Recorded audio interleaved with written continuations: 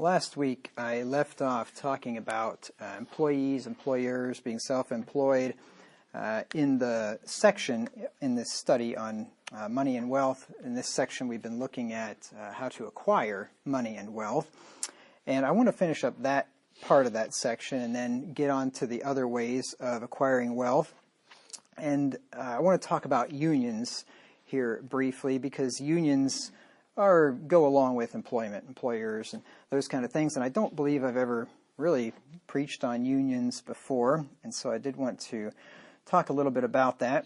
This is practical preaching. This is things that we have to deal with out there in the workforce, and I want you to have a biblical perspective on it. I'm familiar with unions. I've never been a member of one, but I grew up in a union household, a very pro-union household. My dad was a member of it was a state employees union. I think it was one of the largest unions in the country, and he was the president of his local, so we spent our vacations, if you want to call it that. We never really went on vacation, but once a year we would go to these union conventions, and they were in Pittsburgh or Philadelphia or Hershey, and we went to these nice swanky hotels and had a nice weekend when I was a kid. And you only know what you know. And so when well, of course I was pro-union back then, but the other thing I was going to say is that I thought that that was a normal hotel. And so I didn't have any other experience. So when I started going to like regular people hotels, when I was in high school, like with school trips, and then when I got to be an adult, like the first time I went to, I'm like, man, this place is like small, it's dumpy, there's like no room in here. And my dad kind of laughed. He's like, yeah, well, the hotels that we go to, the Hilton and these places, those aren't, normal hotels. Like, you didn't have a normal experience there. But I thought that was what all hotels were like back in those days. But anyway, so I have some experience with unions. And I eventually changed my mind when I became an adult and learned some things, started studying economics and learning about how unions aren't what they're all cracked up to be. At least that's what I think. And I think I can prove it with the Bible too, which I intend to do here. One thing you always want to remember, the first thing you want to remember when the topic of unions come up, is that what we learned last week. The employer is the master, the employee is the servant. If you remember that simple fact, you will not be pro-union. The employer is the master, the employee is the servant. And I proved that last week from the scripture. So remember that, and you don't need to know anything else. But I'll give you some more information here. So workers do have rights, and we saw that last Sunday. Right? Workers have a right to request higher wages and better working conditions. That's perfectly within their rights.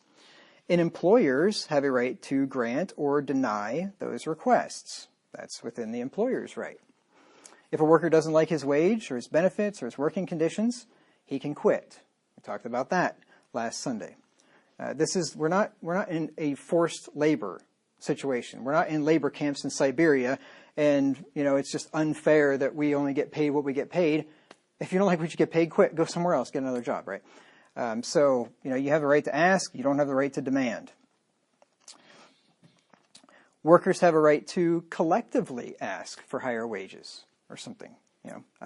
If you and 5 of your buddies think, I think we should be being paid more, and you make an appointment with the boss, and you go into his office, and the 5 of you say, we think that we're not being paid enough, and we would like you to consider giving us a pay raise. That's fine. Nothing wrong with you collectively asking for that, and the employer can say yay or nay. He can deny that if he wants to. But workers only have the right to form a union to bargain for better pay or better working conditions if the employer grants them that right. You don't have the right to form an organization within your company on your employer's grounds and demand higher pay from him. That's his private property. That factory, that office space, that's his. You don't have the right to form any organization within your employer's company. And that's what a union is. You're forming an organization and then electing leaders of your organization, and they're going to go bargain with the employer or whatever. You don't have the right to do that. You don't have the right to form any. I mean, you think you can form a nonprofit charity and in your company and just start running it within the company when the company owner doesn't give you permission to do that? You can't do anything that the company owner doesn't give you permission to do. That is a usurping of authority.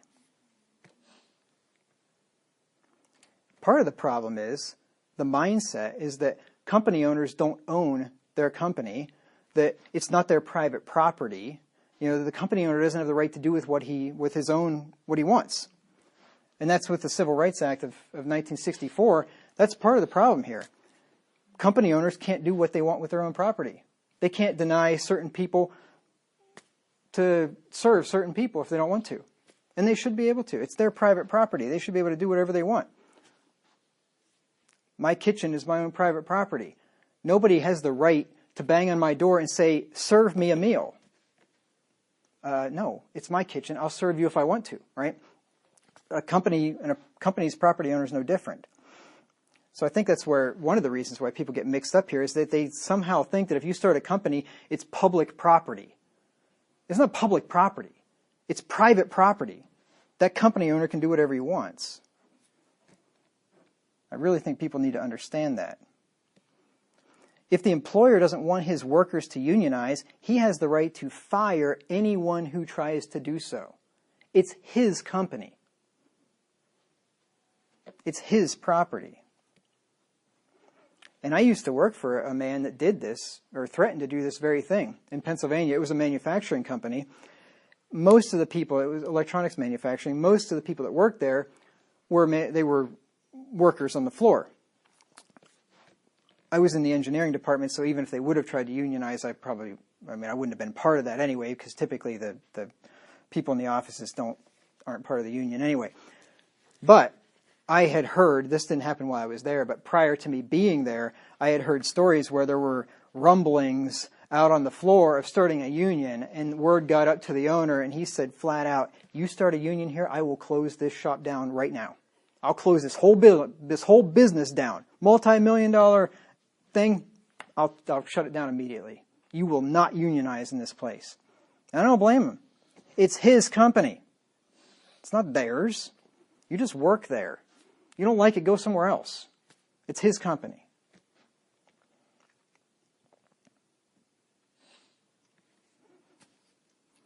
So unions, unless allowed by the employer, are wrong. Now, if the employer allows a union, if he wants to do that, I don't know why you would, but if he wants to, fine. Maybe it's easier for him to negotiate salaries just with one representative and he can just do it across the board.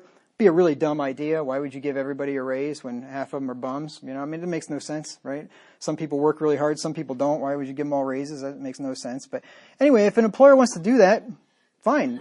He can do whatever he wants. But servants have no right to create, as I've said, to create an organization that operates within a company without the owner's approval.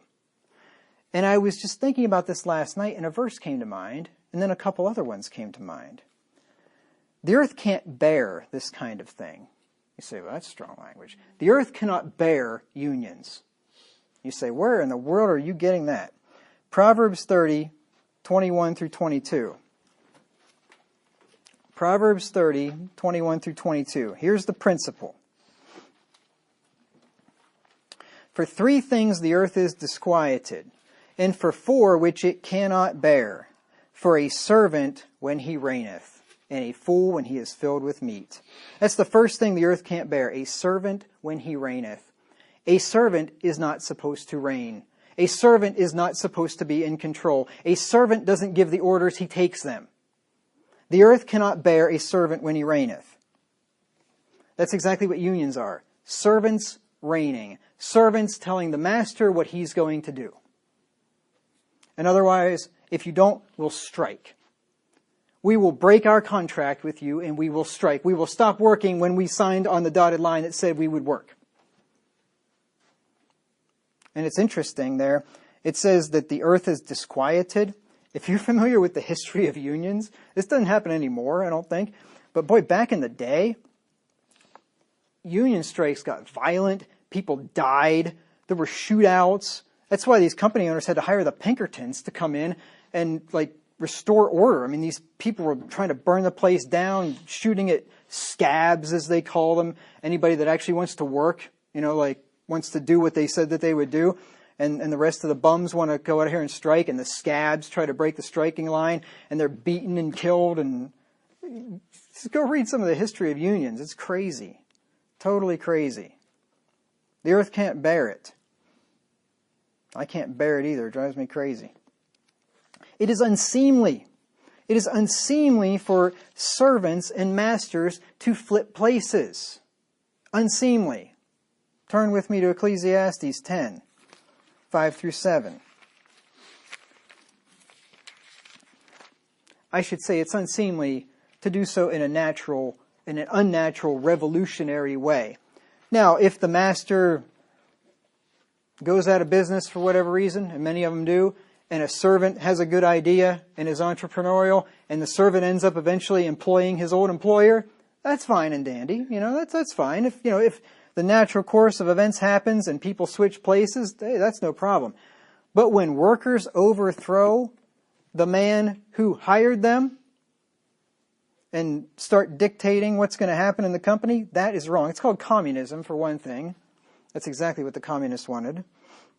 The proletariat to overthrow the bourgeoisie as they call them, the company owners, the middle class anyway.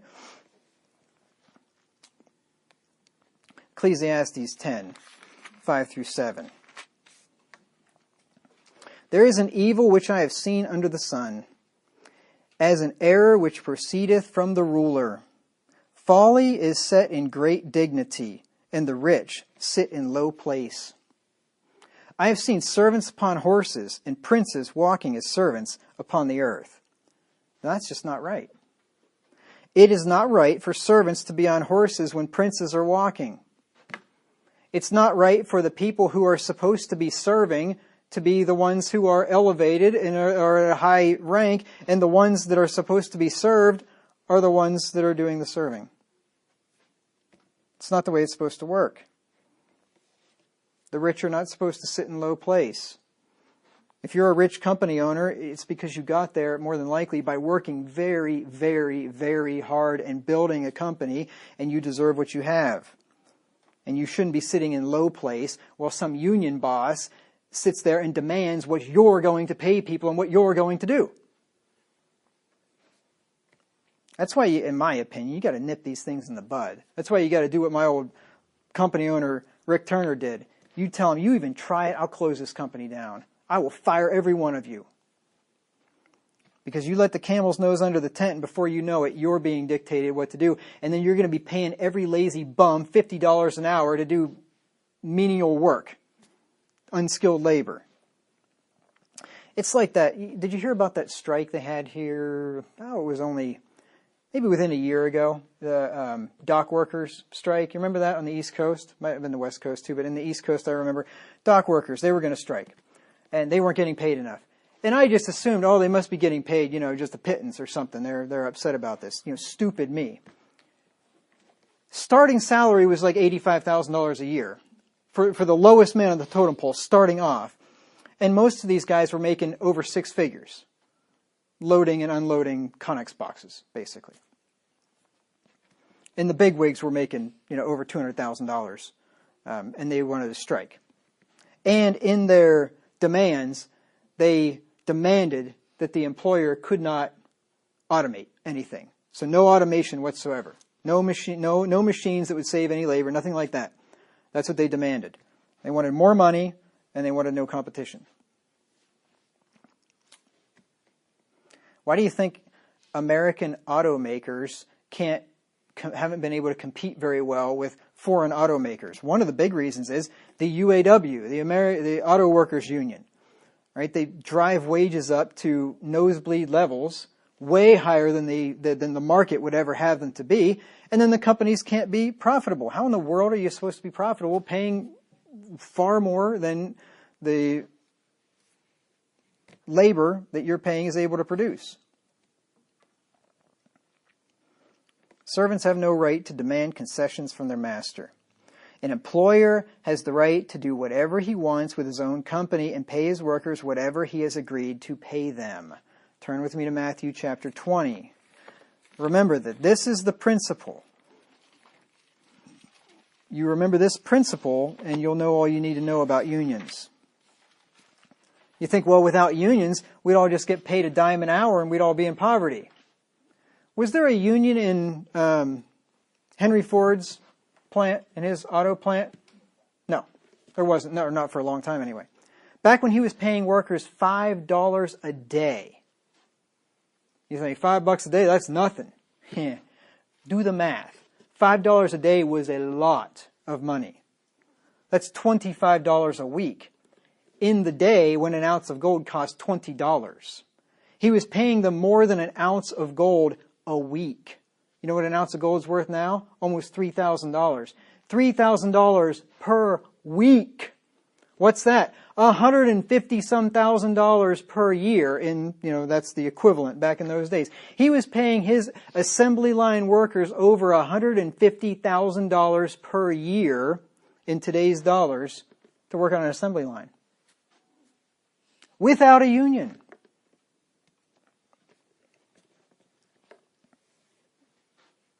The market will work these things out. Anyway, Matthew 20 and verse 15. This is the parable of the laborers in the vineyard. We looked at this last week or the week before. In verse 15, here's the punchline of the whole thing. You remember the story. He goes out, he hires somebody, he says, I'll pay you a penny a day. You work the whole day for me. He goes back out at noon, finds some more guys, say, I'll pay you what's fair. He goes back out in the afternoon, I'll pay you what's fair. He goes to the 11th hour, come work for me, I'll pay you what's fair. And he pays them all a penny, right? And then the ones that bore the heat of the day, that worked the whole day for what they agreed to work for, they're upset now because everybody else got paid what they got paid. And here's what the company owner says. These are the words of our Lord Jesus Christ. So if you got a problem with this, you got a problem with him, not me. Is it not lawful for me to do what I will with mine own? Is thine eye evil because I am good? Is it not lawful for me to do what I will with mine own? It's a rhetorical question. The answer is yes. It is lawful for you to do whatever you want with your own property.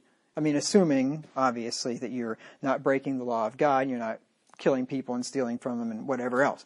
But the point is, he can contract to pay somebody whatever they agree to work for, and he can do that however he wants. If he wants to pay one guy a whole day's wage for working an hour, he can do that. Right? If he agreed to pay you a day's wage for working for a day, and then he decides to be generous and give another man the whole day's wage for working an hour, he can do it. It's his company. It's his money. It's his business. He doesn't have to pay everybody the same amount, or the same amount, for the work that they did. It's the same hourly rate. I'll put it that way. He doesn't have to pay everybody the same hourly rate. He can pay whatever he wants as long as it's contractually agreed upon. I missed a verse. Proverbs 19 and verse 10. There's one more back there where I talk about servants don't have the right to organize. Proverbs 19 and verse 10.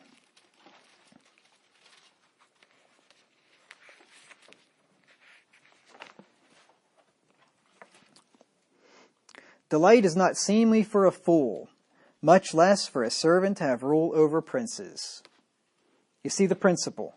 Servants don't rule over princes. Employees don't rule over employers.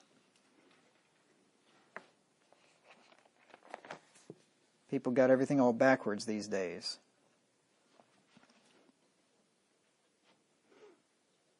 Unions are unnecessary. Like my example with Henry Ford. And the free market will raise wages to a fair rate when employers and employees can freely negotiate wages. They will be at a market fair rate. Because the market will fix an employer who doesn't want to pay enough. If he doesn't want to pay enough, then somebody else will offer more, and the employees go to the person that's offering more. And that makes the other man have to raise wages in order to attract employees. If he doesn't do so, he doesn't get the good employees. And even if he does manage to hire somebody, he's not going to hire the best people, and he's going to be at a strategic disadvantage, and he's going to go out of business. So the market will raise wages to a fair level, whatever that is.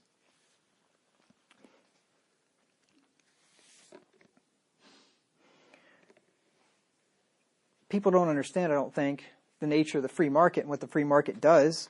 The free market is what has created the wealth and the real wages and the raised wages that we see, not unions. People think that prior to unions, everybody was making 10 cents an hour, and unions came along, and now we have a 5-day work week, 40 hours a week, and everybody makes a good wage. But if it wasn't for the unions, everybody would just be making nothing. The employers would just be paying next to nothing, and that's just simply not true. It's like anything else. It's like so many things. The government steps in and tries to fix a trend that is already going in the right direction, whether it's up or down, depending on what the thing is, whether it's good or bad to go up or down. So like wages are already increasing, right? Because the late 1800s was probably one of the most productive periods in our history. And the standard of living was increasing greatly. Now, granted, it was increasing from a very, very low level, but it was increasing greatly. And then unions come around, probably early 1900s, I guess, after this trend has already been in play for a long time.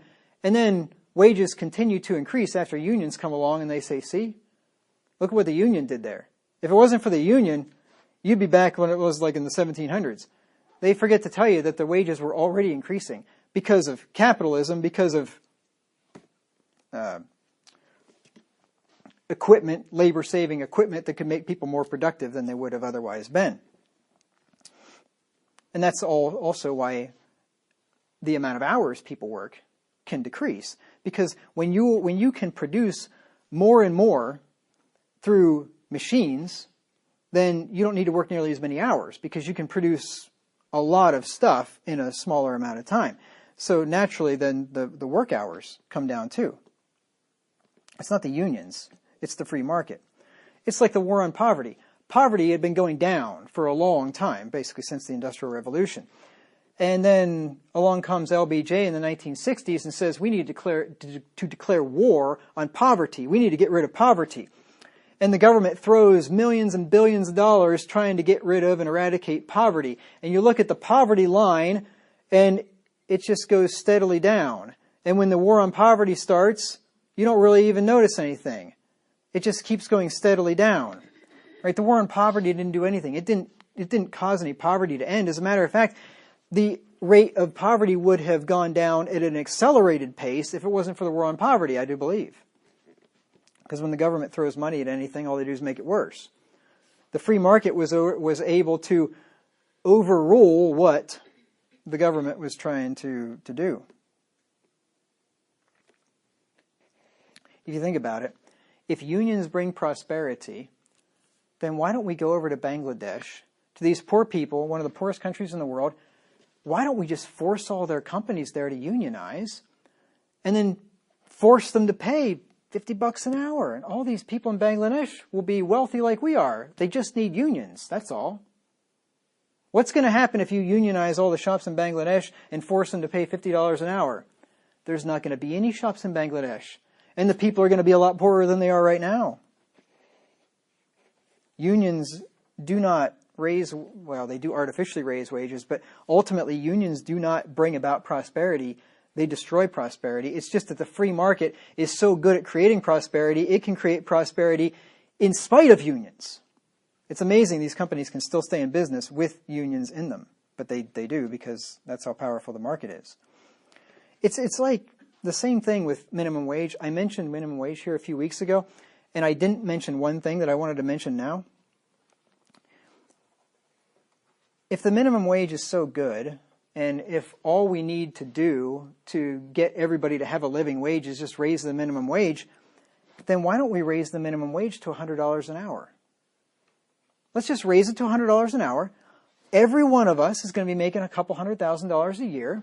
We're all going to have all kinds of money. It's going to be great. We can all live in nice houses. We can all buy nice cars. Everything's going to be great. We'll all make $200,000 a year. Why not? I mean, why not raise it to $100 an hour? You know what that's going to do? It's going to unemploy anybody who cannot produce $100 an hour worth of production. That's what it's going to do. So with the exception of heart surgeons, and really good lawyers and, very, very few people, the rest of the country is going to be unemployed because the rest of us can't produce $100 an hour. We don't have the skills or know-how or whatever. So if a $100 minimum wage creates massive unemployment, what is a $15 wage, minimum wage? What does that create? Unemployment, just less unemployment, but it creates unemployment. Any minimum wage that is above the market rate creates unemployment.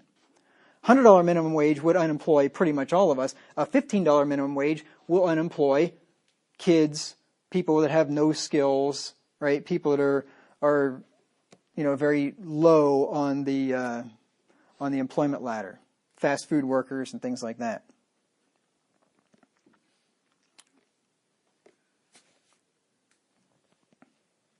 Not only are unions unnecessary, though, unions are harmful.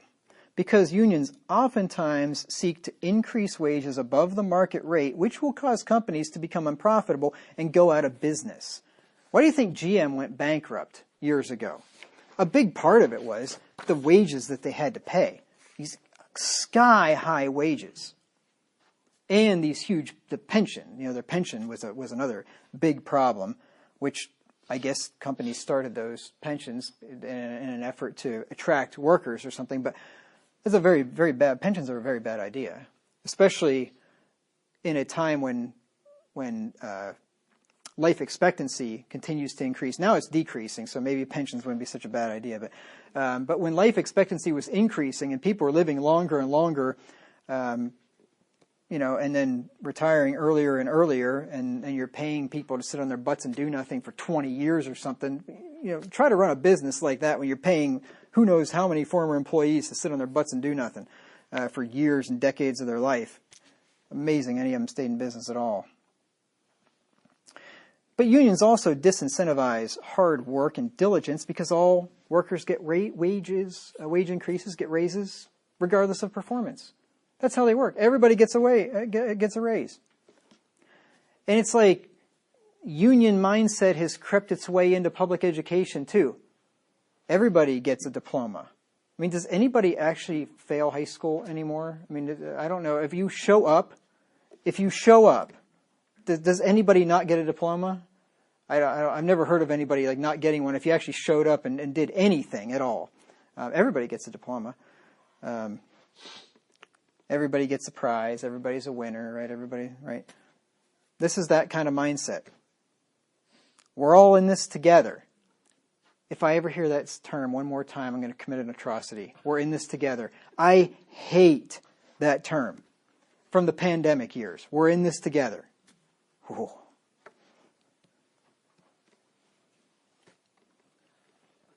Unions also protect lazy people from being fired. You can fire somebody who's unionized, but he's pretty much got to murder the CEO's wife or something. I mean, it's protect the lazy. Then they do stupid things like only the person, whatever your job description is, you can only do that particular thing and you can't do anything else. You can screw in light bulbs, but you can't install the light switch or something. And so you screw in the light bulbs, but the guy that installs the light switch, no, he's got to come and do that. And if he's not here, then it can't be done. I mean, that kind of nonsense. Terrible. Anyway, so now we've gotten past the employment, employee, self-employment, employer, all that stuff. We want to look at some other ways of generating income. And these would be inferior ways. Because as I said, the majority of us, and this is the way it should be, all the wealth that you acquire is going to be through working. Now, you can acquire other wealth through investing, and we'll talk about that later, but the initial wealth that you acquire is going to be through working. But there are some other ways. There is receiving an inheritance, and I want to talk about that. I want to basically talk mainly about the negative things about inheritance now. And then towards the end of this series here in a few years from now, I want to talk about how we should save and give an inheritance. We're commanded to do so. But I want to talk about the negative effects of inheritance right now. Inheritance is a way to acquire money, is a way to acquire money, but it's an inferior way to build wealth. And the reason is because that something that is not worked for is usually not appreciated and not managed well. And that's just a fact of human nature. If you didn't work for it, you don't appreciate it.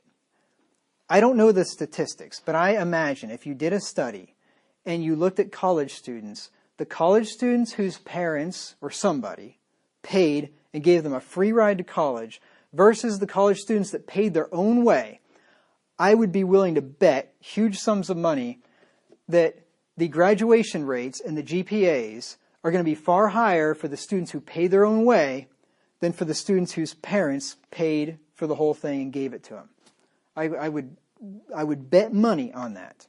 Because when something is handed to you, you just don't appreciate it and you don't manage it as well.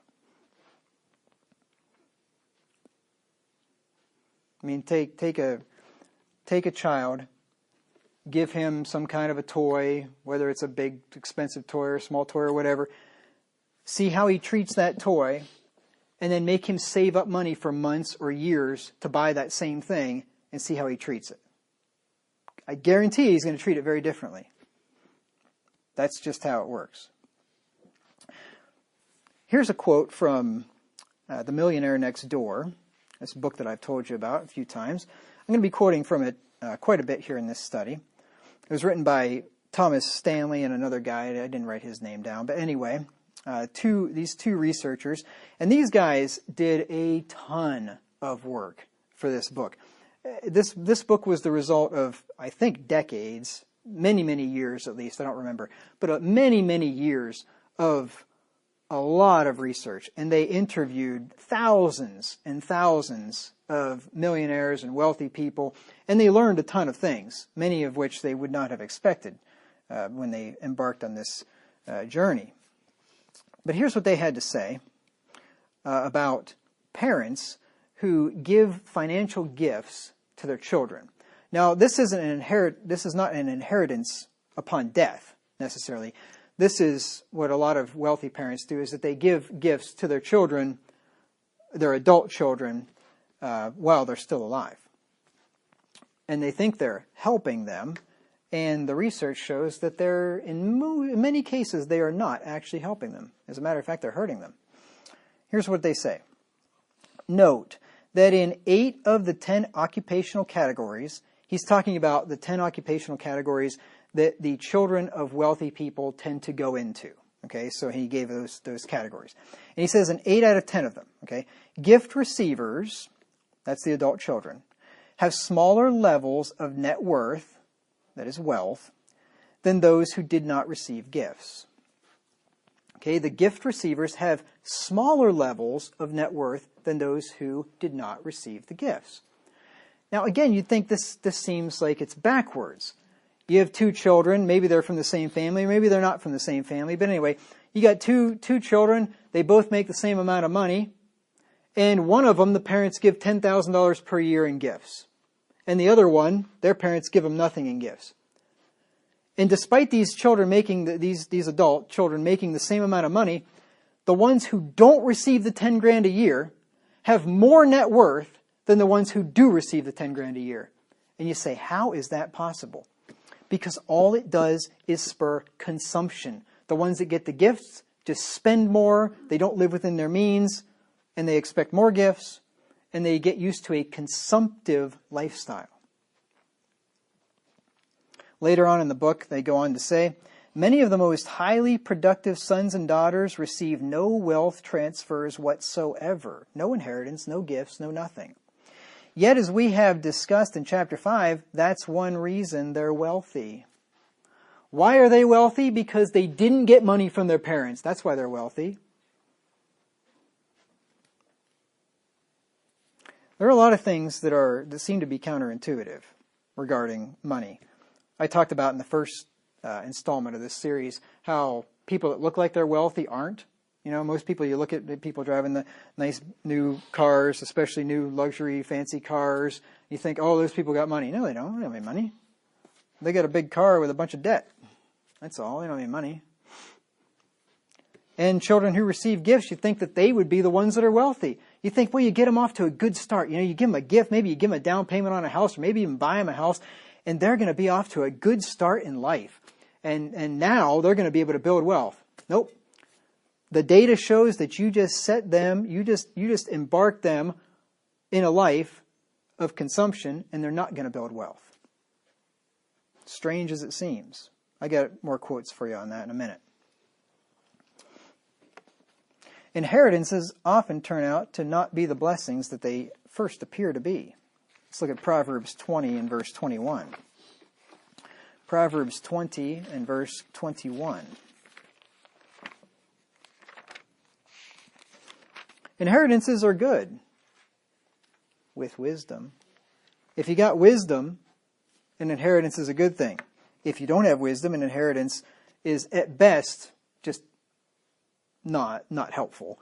And at worst, it's actually going to make things worse. But I'll talk about that later too. Proverbs 20 and verse 21. An inheritance may be gotten hastily at the beginning, but the end thereof shall not be blessed. Now we know the nature of the Proverbs, right? They are pithy sayings that are generally found to be true. In general, when you get an inheritance hastily, your parents die and they leave you a big sum of money, seems like a great day, doesn't it? But the end thereof shall not be blessed. In general, the person that receives especially a large inheritance, the end's not going to be blessed. I have an example, if I get to it today, about lottery winnings, and I'm going to tell you a story about a man that was probably one of the worst, most ignominious cases of a lottery winner you can imagine. This is unbelievable. If we get there, you'll see what I'm talking about. But an inheritance gotten in youth will be squandered by most people. Let's look at Luke 15, 12 through 14. That's why I read this passage here, this story of the prodigal son. Because like I said, it doesn't say it's a parable. It doesn't use parabolic language. It's most likely a story of a prodigal son that received an inheritance, went off and lived like an idiot, blew it all, and came crawling back on his hands and knees to daddy to go be a servant in his dad's house. It's happened many, many times over the years. So it's not a parable. And generally speaking, give a kid, the younger the worse, the younger they are, the worse. Give a teenager, late teenager, somebody just graduated high school, give them a huge inheritance. You want to destroy their life? Let me tell you what. You want your son to die of a drug overdose and be a complete mess. Give him a big inheritance at 18 years old. I mean, you may as well give him a loaded pistol and have him play Russian roulette or something. That's about the odds.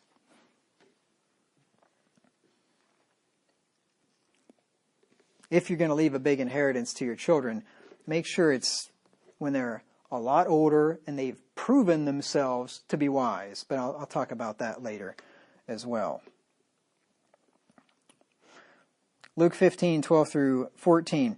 And the younger, let's just start with verse 11. And he said, a certain man had 2 sons, and the younger of them said to his father, Father, give me the portion of goods that falleth to me. And he divided unto them his living. Now, number one, I don't know what this father's thinking. Let me tell you what, if I'm a father, and I've got 2 sons, and my one son comes and says, hey, give me the portion that falls to me, I'd be like, go pound sand, buddy. You don't tell me to give you anything. Are you kidding me? I mean, I'll give you an inheritance if I want to, when I want to. Tell me to give you your inheritance. You're out of your mind. But anyway, he did it for whatever reason. And not many days after, the younger son gathered all together and took his journey into a far country, and there wasted his substance with riotous living. And when he had spent all, there arose a mighty famine in the land, and he began to be in want. That's what happens when you give a fool, especially a young fool, a big inheritance. He goes and blows it. I know a kid back home, he was involved in a car accident when he was just a little boy, only a couple of years old. And I forget it had something to do with the amount. His father was wealthy, grandfather was wealthy, who had custody of him, and it was something about the amount of car insurance policies that he had, and I don't remember. Anyway, this kid ended up getting an astronomical amount of money because of this accident, and it was, of course, given to the grandparents, and then they set it up in some kind of a trust where I think he'll get, I don't know if he gets the money, all the money at 28 years old or something. And I think only then he gets it in monthly installments, but he's going to be making like six figures a year for the rest of his life, starting in his late 20s, which is a disaster waiting to happen, I'm sure. But anyway, this kind of, like I said, I don't know where I was going. Somehow I got sidetracked on that. But anyway, not a good thing to get a big amount of money like that in youth. It's sadly, though, it's not just younger people. Many older people quickly spend the inheritance that they're given as well. I've witnessed this. I've seen people, I mean, like, I'm talking like adult people, like near the end of life, getting a nice chunk of inheritance is gone. I mean, gone like almost immediately. In some cases, gone before they even get it. They find out what they're getting, and they go out and spend all the money before they even get it. They buy the tractor and add on to the house or whatever before the money even comes in. And then for the next year, they're like, hey, when am I getting my money? When am I getting my money? I get these loans I got to pay on the money I just blew for my inheritance. I've seen it happen. I know what I'm talking about. It's insane. And how frustrating to be the old person that scrimped and saved and was wise with your money and then leaves it, and then, the kids blow it in a heartbeat. Just terribly sad, but anyway. Leaving an inheritance or giving financial gifts to children will often make them worse off in the long run. Now, these are not just the rantings of some crazy preacher. Here is what they had to say in The Millionaire Next Door. This is, like I said, based on a lot of research. It said, for example, affluent parents often subsidize their children's purchase of a home. The intent may be to help their children, quote, get started on the right foot, unquote. The parents assume that such gifts are a once-in-a-lifetime phenomenon. Some have told us that they thought, quote, this would be the last dollar the kids would ever need, unquote. They assume that the recipients of their kindness will be able to, quote, do it on their own, unquote, in the near future. Nearly half the time, they are wrong. This is what they found out. Nearly half the time, help your kids out, give them a down payment on the house, right? Give them gifts like that, help them to purchase their first home, and now I've got them over the hump. Now they've got the down payment, they've got the house, or maybe you paid for the whole thing for them, and now they don't have a mortgage, and they'll be able to really start, laying aside a bunch of their money and investing, and they'll be well off for the rest of their lives. Half the time, they're wrong. It doesn't work that way. Gift receivers frequently are underachievers in generating income. All too often, the income of the gift receiver does not increase at the same rate as his consumption. Remember, expensive homes are typically located in what we call high consumption neighborhoods. Living in such neighborhoods requires more than just being able to pay the mortgage. To fit in, one needs to, quote, look the part, unquote, in terms of one's clothing, landscaping, home maintenance, automobiles, furnishings, and so on. And don't forget to add high property taxes to all the other items. The quote goes on, but let me just say this. Say you think you have young children, they just get married, they're just starting on their own, and they really want to have their own home, but home prices are very expensive, and you think, I'll just give them the down payment for the house. And then they'll be able to get into a house, and then they'll be, now they can be, building equity in their house and all this, and it'll be better for them. They won't be renting and throwing their money away, which is what everybody thinks. Anybody that says that has never used a calculator before, and I'd be glad to share the figures with you if you'd like. If you're renting a cheap apartment, if you're renting a 3-bedroom house, forget about it. You're throwing your money away. But if you're renting a cheap apartment, you're not throwing your money away. But anyway, So you give them a down payment for the house. But what happens when you do that? If you wouldn't have done that, they would, if they're smart, they would have continued to save and to scrimp, and they would have maybe bought a $200,000 house, which today, you know, back in the day, that was a really nice house. Today, that's like a dump in a bad part of town, basically. But so maybe they would have bought the not so nice house, the $200,000 house that they could actually afford. Because I'll talk about this later, but here's how you know if you can afford a house or not.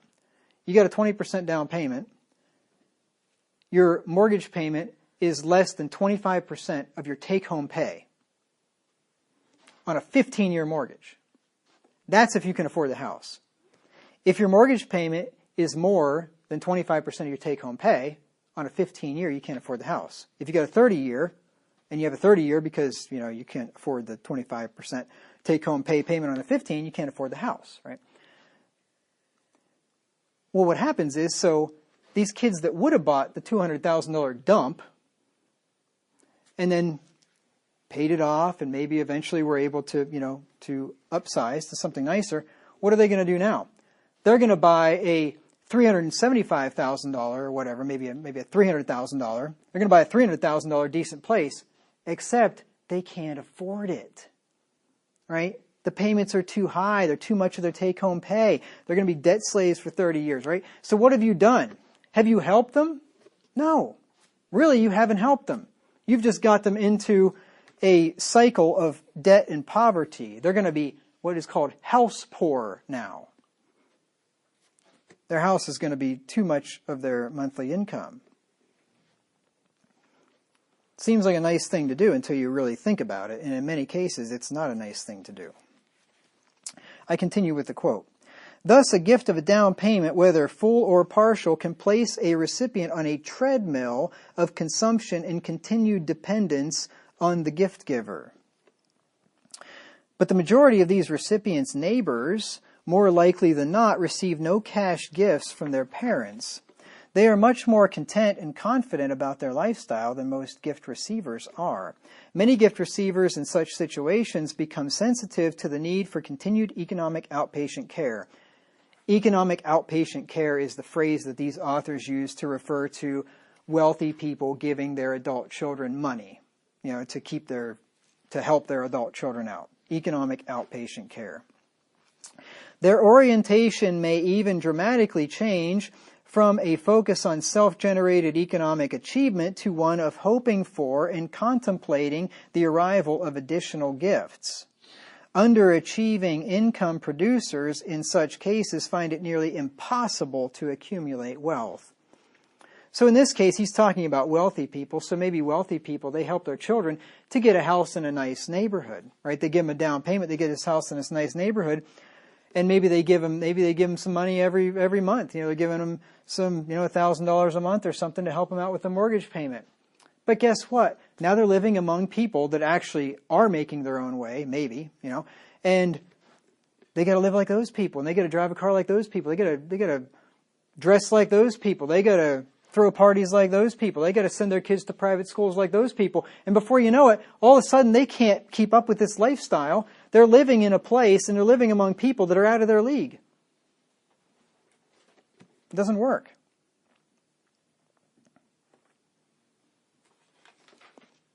And then they just want more and more. And then they expect their parents to pay for the kids' private schooling and this, that, and the other thing. They talked about that in this book. Now they go on to say later on in the book, the more dollars adult children receive, the fewer dollars they accumulate, while those who are given fewer dollars accumulate more. You want your kids to be wealthy? Give them nothing. You want them to be wealthy? Give them nothing. You want them to be poor? Just from early adulthood on, just keep subsidizing them, keep helping them out, keep giving them money, give them money here, give them money there, help them with this, help them with that.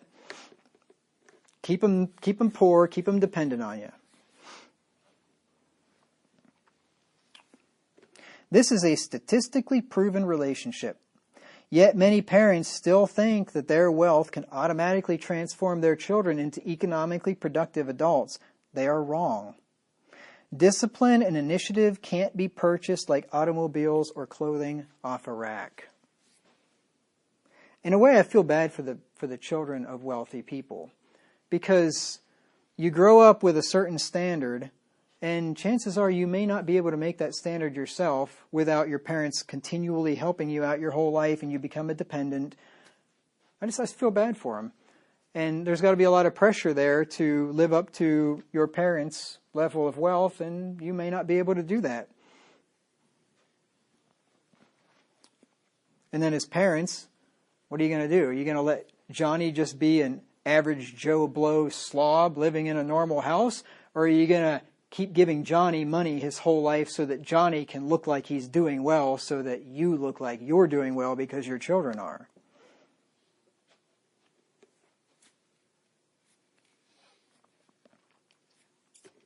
They go on to say, is a rent-free environment ideal for a young entrepreneur?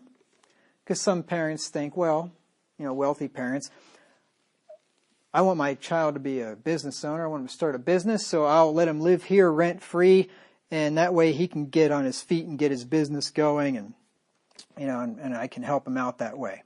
And they give an example in the book of parents that did this. And this poor lady started some kind of a business living at home, and the business never really was profitable, but just went on for years and years and years with her parents just helping out. And it's just all a big fake. It's just a facade. It looks like she's got a business, and she really doesn't. Is a rent-free environment ideal for a young entrepreneur? We don't think so. Nor is the gift of a business. The most successful business owners are the ones who put much of their own resources behind their ventures. Many succeed because they have to succeed. It's their money, their product, their reputation. They have no safety net. They have no one else to rely upon for their success or failure. I don't think that's very true. I think it's very true. If you're going to make it, typically the ones that make it are the ones that put in the blood, sweat, and tears, that do it themselves. They don't have somebody else backstopping them. So here's my word of advice. If you want to make your broke, big spending, financially irresponsible, or lazy children better off, give them nothing.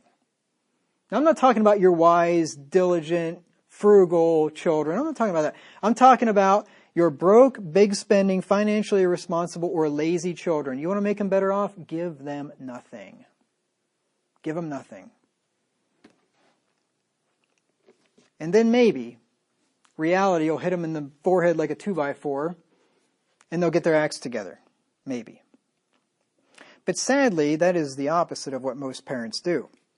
I quote again from The Millionaire Next Door. Often the unemployed have a history of being in and out of work. Others are so-called professional students. I've known some of these. Typically, their parents view these children as needing the money more than their brothers and sisters do, now and in the future. Thus, the unemployed are more than twice as likely as their working brothers and sisters to receive inheritances. This is so perverse, but this is what happens. I'm telling you, it happens all the time. Parents, I feel bad for little Johnny. I mean, the guy, he doesn't have a job. He got fired again. And I just... his boss expected him to show up on time and work 40 hours a week. I mean, totally ridiculous. Poor Johnny. So I can't leave my inheritance to my wealthy kid that actually worked hard and was frugal and diligent. I got to leave it to this bum because he, quote, needs it. This is what people do. I've seen this happen. I knew two brothers. The one brother was well off income-wise. Anyway, had a good income. And the other brother was either unemployed or barely employed. And these are not kids. I mean, these are like middle-aged adult men, okay? And the parents had determined to leave the unemployed or the barely employed bum, basically. They were going to leave him the house, or I think it may be houses, I can't remember, because he needs it. And, the one that had the decent income, the good income and all that, he was doing well and didn't need it. So, the bum was going to get left everything. I'm sorry, that's not the way I operate. That's not the way I operate. I am virtually certain if I was a parent in that situation, the bum would not be receiving the lion's share of the inheritance, if any. But it definitely not receiving much anyway, I can tell you that much. You say you'd leave it to the kid that's well off? Yeah. And I got Bible for you later on today if I get there. Wise men often have a sad reality to face. They spend a lifetime saving and being prudent with their money only to leave it to children or to others who will waste it. Ecclesiastes 9, 18 through 21. I say 9, I'm at 2. Ecclesiastes 2, 18 through 21. It's a sad reality, but it happens frequently. Ecclesiastes 2:18. Yea, I hated all my labor which I had taken under the sun. This is Solomon, like one of the richest men in the world's ever known. Because I should leave it unto the man that shall be after me. And who knoweth whether he shall be a wise man or a fool? Yet shall he have rule over all my labor, wherein I have labored, and wherein I have showed myself wise under the sun. This is also vanity. I built up this great big estate, and I'm going to leave it to some kid, and how do I know if he's going to be a wise man or a fool? Vanity, what a waste of time. Therefore I went about to cause my heart to despair of all the labor which I took, not had took. Had took is improper. We were just talking about that this morning. Which I took under the sun. For there is a man whose labor is in wisdom, and in knowledge, and in equity, yet to a man that hath not labored therein shall he leave it for his portion. This also is vanity and a great evil. Here's Solomon that labored in wisdom and in knowledge, and he'd gotten much estate. He's going to leave it to some dolt who hasn't spent 5 minutes doing what Solomon did and is just going to probably blow it all. Very sad. Psalm 39 and verse 6. Psalm 39 and verse 6.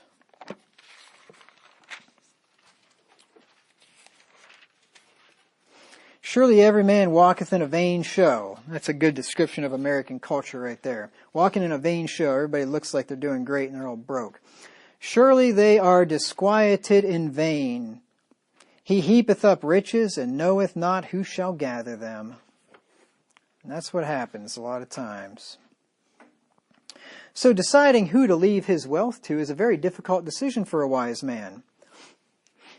Now some people just split it up evenly with their kids and just leave it at that. And I mean, that's easy. That's the easy way to do it. I mean, I'm not saying you're not necessarily wrong for doing that. You don't have a difficult decision at all if that's what you want to do. And maybe you'll keep the peace among your children better if you just disperse it all evenly. You can cause a lot of family strife by not leaving it evenly. So I'm not saying it's wrong to do that. But I think, for somebody who really worked hard and spent a lot of their life building up what they have and want to make sure it goes to somebody who's going to use it well, it's a big decision to make. Very difficult decision of who to leave it to. I personally would want to leave my wealth to someone, and I've said this before, who both needs it and will be wise with it. That would be the ideal candidate for me if I had wealth, to leave it to somebody who needs it and will be wise with it. But the problem with that is that those two things are usually mutually exclusive, because those who need money usually are not wise with it. That's why they need it, because they weren't wise with what they had. And those who are wise with it usually don't need more. So people that need it wouldn't probably be wise with it, and those who don't need it and are wise with it, well, they don't need it. Now, some wise men are inclined to leave their wealth to those who are already well off, having demonstrated an ability to manage money well. And therefore, they know that their hard-earned money is not going to be wasted. I'll give you an example of this. This is in the Bible. Matthew 25, 28 through 29. You remember the parable of the talents. And he gave one 5 talents. He gave another 2 talents. He gave another 1 talent. The guy that got the 5 talents, he made 5 more and he had 10. The guy that got the 2 made 2 more and had 4. And the guy that had the 1 talent, what did he do with it? Hid it in the earth, didn't do anything with it because he was lazy. And so then when the master comes back, when the owner comes back to reckon with him, he finds out what they've done. Oh, this guy, he had 5, he made 5 more. He had 2, he made 2 more. And then this bum didn't do anything with it. And he says, take his talent and give it to him that's got the 10 talents. Matthew 25, 28 through 29. Take therefore the talent from him and give it unto him that hath 10 talents. For unto every one that hath shall be given, and he shall have abundance. But from him that hath not shall be taken away even that which he hath. Now some people are going to think, well, that's not right. You mean to tell me that maybe you have 3 children, and 2 of them do really well? Maybe one is exceptionally talented, and he ends up with a lot of wealth and a lot of, his life is going very well. And one of them is moderately talented, and he does well with what he has, and he turns out pretty well too. And then you got one who's just a bum? And you mean you're not going to give the bum anything? You're going to give it to the rich kid? That's what God says. That's what God says. I think this would be a wise approach. But it'll be one that will make most people angry with you and question your character. Your kids will definitely, your lazy kid's definitely going to be mad at you. Maybe your other kids would even be mad at you. I don't know. And anybody that finds out what you did will be mad at you too. You say, how do you know that? Because I got Bible. Luke 19, 24 through 26. This is a similar parable of the pounds. In this case, he gave everybody 1 pound. And the one was very diligent and made 10. The other was diligent and made 5. The other one didn't do anything with it. Didn't make anything with it. And what's he do? He takes the pound away from the one that did nothing with it, and he gives it to the guy that has 10 pounds. And people think that the man here is wrong. They question him. They think that this is just not right. Look at what it says here. Luke 19, 24 through 26. And he said unto them that stood by, take from him the pound, and give to him that hath 10 pounds. And they say unto him, Lord, he hath 10 pounds. What are you thinking? He's already got 10 pounds. Why would you take it and at least give it to the guy with 5? As a matter of fact, you should probably take 5 of the pounds of the guy that has 10 and give it to the bum that only has 1. That's what most people think. I mean, make it fair. And the Lord says, no, I'm going to take from the lazy guy and I'm going to give it to the rich guy.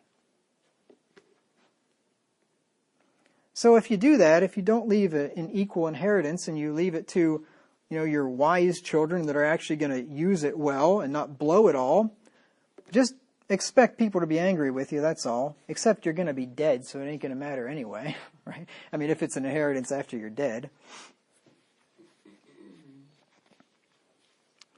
Now here's a bit of advice that I have. Take it or leave it. If a wealthy person has adult children or grandchildren that he's considering leaving an inheritance to, here's what I would consider doing. I think this would be a good idea. Give $10,000 to each child or grandchild and tell them that it is theirs to do with whatever they want, and give them only one request. Okay, this is no strings attached. Here is $10,000. Do with it whatever you want. This is yours. You can do anything you want with it, but I have one request. Come back to me in a year and tell me what you spent the money on. What did you do with the money? That's the only thing I request. Here's 10 grand. Totally no strings attached. Just let me know what you did with it in a year. That's it. Now, if you're not that wealthy, maybe $1,000 or whatever, Those who spent all or most of it on consumer goods, like vehicles or toys, like big boy toys, like four-wheelers or side-by-sides or motorcycles or whatever, or furniture, unnecessary home improvements, or, that kind of stuff, or that spend it on leisure and entertainment, like vacations and going out to eat, going to shows, going out for drinks, that kind of stuff, having fun, whatever. Those who spent all or most of it on those kind of things, I say they should receive no inheritance or very little because they've proven that they'll waste it. You want to know what somebody will do with $100,000? Give them $1,000. Give them $1,000, you'll know what they'll do with $100,000. Give them $10,000, you'll know what they'll do with $1 million. They blow the $1,000, they'll blow the $100,000. They blow the $10,000, they'll blow $1 million. I got a Bible for you. Luke 16, the second half of verse 10 to verse 12. Luke 16, second half of verse 10. And he that is unjust in the least is unjust also in much. Like I said, give him the $1,000. Is he unjust in that? Is he stupid with that? He's going to be stupid with much. If therefore you have not been faithful in the unrighteous mammon, who will commit to your trust the true riches? Now those of the children or grandchildren who save or invest all or most of it, they're worthy to receive an inheritance because they've shown themselves to be wise, prudent, and responsible with money. Or I would say also pay off debt. You give it to them, they pay off debt with it. They take that 10 grand and pay off that stupid car loan that they have or put it on their mortgage or whatever. That'd be all right. So if they invest it or save it or pay off debt, then okay. Might be all right. Luke 16 and verse 10, the first part. He that is faithful in that which is least is faithful also in much. You gave him $1,000, you gave him $10,000, whatever, and he invested it and saved it. Maybe spent a little bit, went out and had a little dinner, whatever, and did some nice thing or whatever, maybe spent a little bit.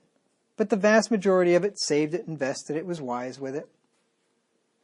He'd be a candidate in my book for a larger inheritance.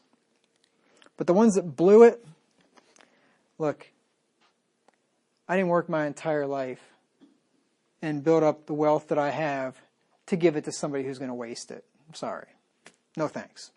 I may as well just write out a big fat check extra on my taxes to the government. I know they'll blow it too, right? I may as well just give it to the IRS rather than give it to some stupid kids who's just going to waste it. It takes wisdom for an inheritance to be a blessing instead of a waste. Let's look at Ecclesiastes 7 and verse 11. I mentioned this verse earlier. And I've said this before and I'll say it again. If you're going to leave an inheritance to your children, you better spend your life teaching them wisdom of how to deal with money. How to be wise with money. Because leaving an inheritance to a kid who has not been taught by precept and example how to manage money, that is going to be a waste of your money at the least. And it's going to be harming that child at worst. Ecclesiastes 7 and verse 11. Wisdom is good with an inheritance, and by it there is profit to them that see the sun. Wisdom is good with an inheritance. But foolishness is not good with an inheritance. I like what Dave Ramsey did. I probably will talk about this later. But from the time his kids were wee little, he taught them. Anytime they had to work. They always had to work from like the youngest of ages. Never gave them a allowance or anything like that. And then taught them, when they got money, they had, I think it was three containers: give, save, spend. Taught them to give to the Lord, be generous towards others, and then save a bunch of it. And then they had their spending money from the time they're wee little. And then when they got to be not very old, young teenagers, got them their own bank accounts. Not a credit card, but got them their own bank accounts. And then they would work. They managed their own money. And then I thought this was a really good idea. I hadn't even thought about this. For their school clothes, their uniforms, for sports, anything that they had to do, like things at school that cost money, the parents would pay for that stuff, like food or clothing, basic needs. But what they would do is they would take the money and put it into the kid's bank account. Here's your money for school clothes this year. Here's your X amount of dollars for school clothes. You buy the clothes. And if you blow the money and you're walking around in ripped up rags, I don't care. You can be naked for all I care. If you blow the money, that's on you. They gave them their own money to pay for those necessary things, which I thought was great. Teach them how to manage their own money. But for anything outside of clothing and things that the parents provide, everything else those kids wanted, they had to save for. When they bought a car, the kids had to save for it. They let them know from young age, we're not buying you a car. Now, Ramsey did something, and I'll talk about this later. He offered to match half of what his kids would save for a car. I don't know that I would do that, but he offered to match half of that, and one of his daughters was very wise and frugal and good with money, and she about ended up making him go broke because she saved up so darn much money that the half of that was a lot of money. And so I think after that he said, half, and there's a cap, only a certain amount. But I don't know if I'd do the half thing. I'd probably just make them pay for it themselves. But anyway, I thought that was great, and they said, Dad, you know how hard it is to be Dave Ramsey's kid? I mean, this is ridiculous. Like no other kids have to live like this. He said, you're going to inherit my fortune someday, and I want you to be able to manage it well. That was a long time ago. He wasn't worth nearly as much then. He's worth $750 million now. And he can leave $750 million to those kids, and they will probably manage it very well because he taught them from a young age how to manage money.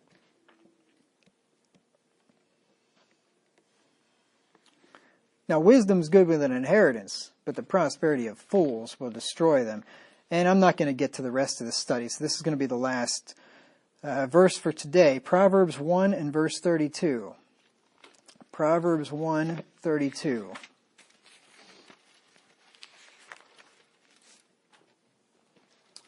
For the turning away of the simple shall slay them, and the prosperity of fools shall destroy them. That's why I say, you want to destroy your children? Leave them a big inheritance at a young age, and especially don't teach them how to manage money. That'll destroy them quickly. The prosperity of fools will destroy them. So, out of time, went longer than I had planned, but didn't cover nearly as much as I thought. So next time we'll pick it up again, and I'm going to talk about winning the lottery. And I got some interesting things to talk about there too. So thank you for your kind and patient attention.